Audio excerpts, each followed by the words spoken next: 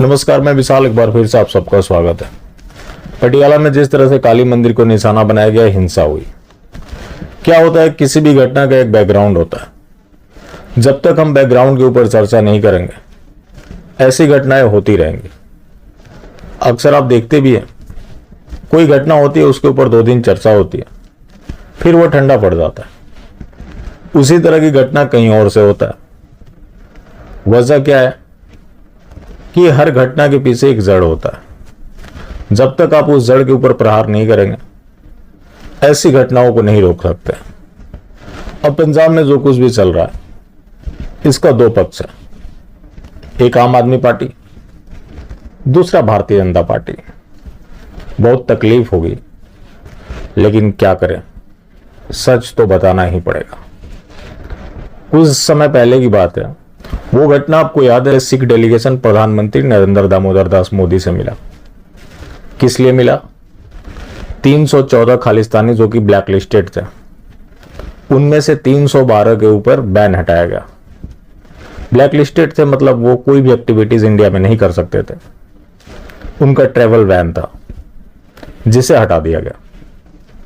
अब एक चोर को आप शरीफ बोलकर बेशक छोड़ दें, लेकिन वो बाहर निकलेगा तो क्या करेगा?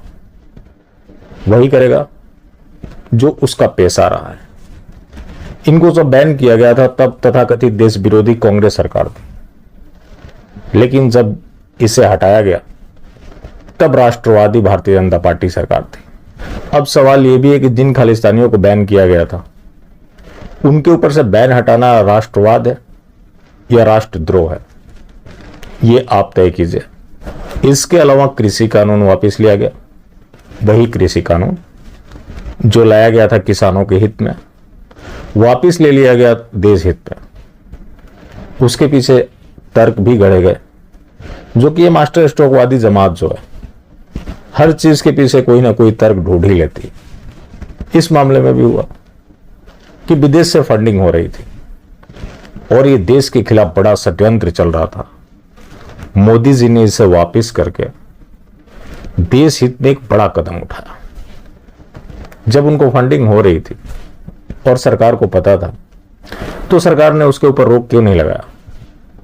इंटेलिजेंस इनपुट थे, जो कि सारे मास्टर स्ट्रोकवादियों को ही मिलते हैं।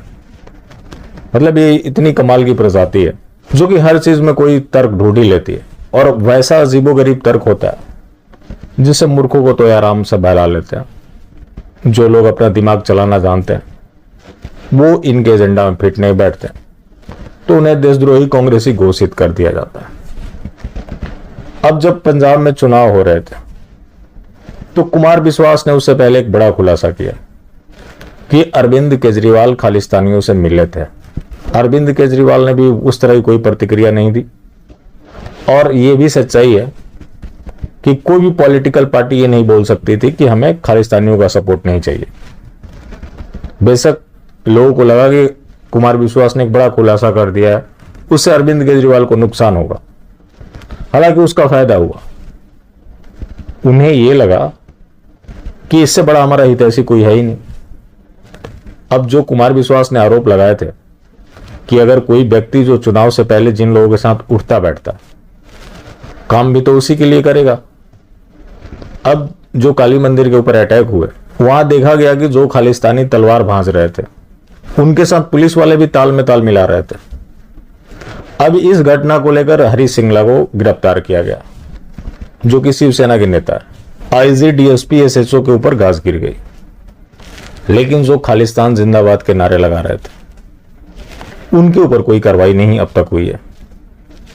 तो अरविंद केजरीवाल जिसके लिए फेमस है, वैसी गतिविधियां हो रही है। बाकी मोदी सरकार ने जिन खालिस्तानियों के ऊपर से बैन हटाया, उनकी एक्टिविटी पंजाब में बढ़ी है।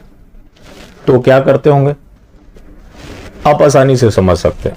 अब जो भगवंत मान की सरकार है, जो खुलेआम वीडियो में देखे जा सकते हैं, पुलिस वाले भी शामिल रहे, कुछ लोग भी शामिल रहे, उनके खिलाफ कोई कार्रवाई करने को लेकर इच्छुक नहीं है। गाज पुलिस वालों के ऊपर गिर रही है।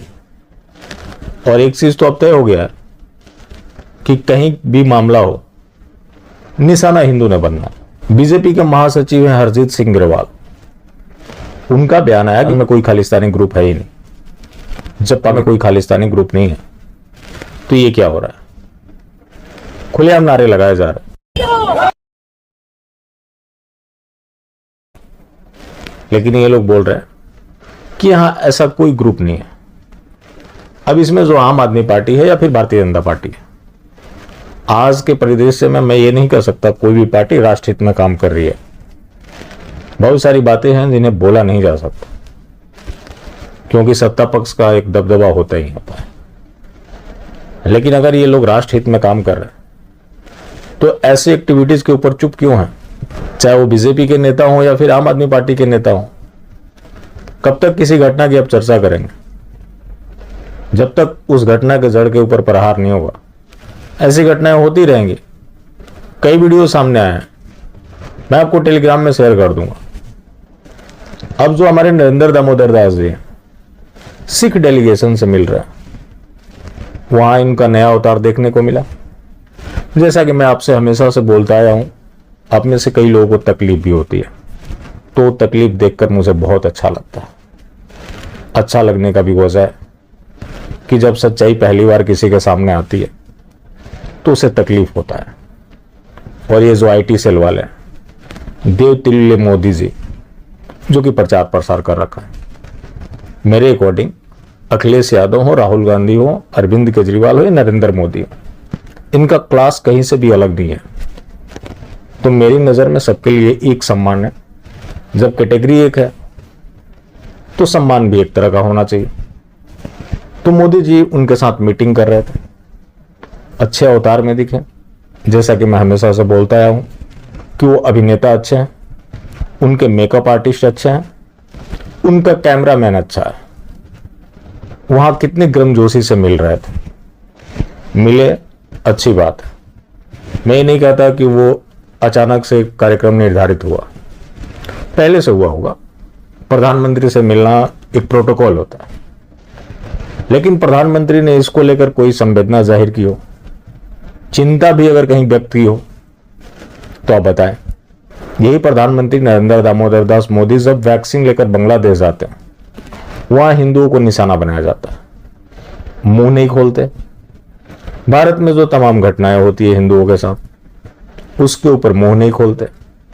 लेकिन दूसरे तरफ का कोई भी एक मामला आ जाए, वहां ये रोने भी लगते हैं, बयान भी जारी करने लगते हैं। इसके बाद भी पूछा जाएगा कि हमारे पास विकल्प क्या है। तो यही चीज उनकी सबसे बड़ी मजबूती है। जो व्यक्ति जिस कम्युनिटी के वोट के बदौलत है सत्ता में, वो उसके लिए मायने नहीं रखता। जो कम्युनिटी कभी वोट नहीं करने वाली है, पंजाब चुनाव में आपको देखकर लग गया होगा, उसे गर्मजोशी से मिल रहा है, उसी अवतार में मिल रहा है, उनके कसीदे पढ़ रहा है, लेकिन इसको लेकर कहीं चिंता नहीं जाहिर कर रहा, करते भी नहीं है, क्योंकि उन्हें पता है कि वो जो कम्युनिटी है जो हमें वोट नहीं कर रही, उसका अगर हमने थोड़ा सा भी भरोसा जीत लिया तो हम बड़ी जीत की ओर बढ़ जाएंगे। बाकी ये जो दरबारी कम्युनिटी है, जो कि सरकारी हिंदू कम्युनिटी, जिसे हलाल हिंदू कहना ज्यादा बेहतर होगा, ये तो हमारी है ही, ये जाएगी भी तो कहां जाएगी। इसका ये लोग फायदा उठाकर जो कम्युनिटी वोट नहीं कर रही उसके एहसान में कसीदे पढ़ रहे, वैसे वैसे तथ्य भी सामने लाए जा रहे हैं जिसका इतिहास की सच्चाई से कोई मतलब नहीं है। लेकिन क्या है, अब किसी के कसीदे पढ़ने तो कुछ भी बोल दो। लेकिन ऐसे ही जहां घटनाएं हो रही है वहां चुप्पी साध लो। तो चाहे वो अरविंद केजरीवाल हो या फिर मोदी हो, चिंता इन्हें किसी भी स्टेट और नेशन के लिए नहीं है, चिंता इनकी राज सत्ता के लिए। तो अरविंद केजरीवाल को मिल गई है, जिस इसका आरोप लगा था, जाहिर सी बात है उसी के अनुरूप काम होंगे, जिसका परिणाम है कि जो असली दंगाई थे उनके ऊपर कोई फोकस नहीं है। फोकस पुलिस वालों के ऊपर है, हिंदू नेता के ऊपर है। बाकी वहां इंटरनेट बैन कर दिया गया, कर्फ्यू लगा दिया गया। जो आमतौर पर कहीं भी हिंसा होता है तो यही प्रयोग किए जाते हैं और आगे भी ऐसे किए जाते रहे। अब ये जो घटना हुई है, इस तरह की घटनाओं में वहां वृद्धि होनी है। मैंने वजह आपको बता दिया चाहे वो ब्लैक लिस्ट से हटाने का मोदी जी का फैसला हो या पंजाब में आम आदमी पार्टी की सरकार हो, सारे खालिस्तानी फ्रेंडली हैं। अगर खालिस्तानी फ्रेंडली नहीं है तो इन्हें इस तरह का निर्णय नहीं लेना चाहिए। बाकी जिंदा रहें तो फिर मिलेंगे, और मिलते रहेंगे तो जिंदा रहेंगे। मिलना जुलना जारी रखें, लेकिन हाँ, मास्टर स्ट्रोक वादी बिल्कुल भी ना हो।